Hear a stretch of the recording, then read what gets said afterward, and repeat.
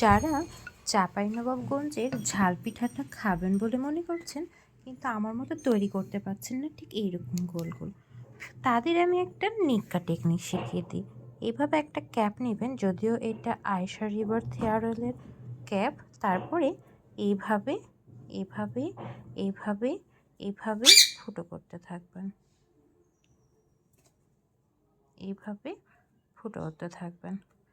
দেখবেন কি সুন্দর গোল গোল ঝাল পিঠা তৈরি হয়ে যায়। দাঁড়ান, আমি একটা আপনাদের উঠিয়ে দেখাই। এই যে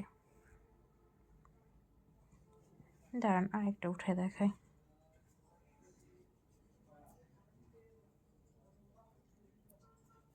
এই যে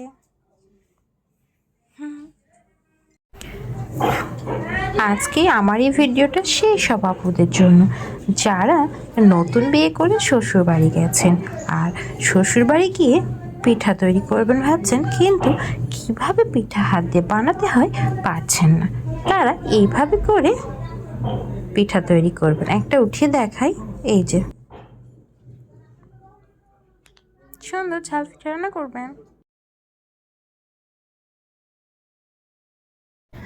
ও যে তখন বানালাম না ইউনিক আইডিয়া দিয়ে ঝাল পিঠা, দেখুন না কত সুন্দর হয়েছে। কষ্ট করার দরকার আছে কি বলুন?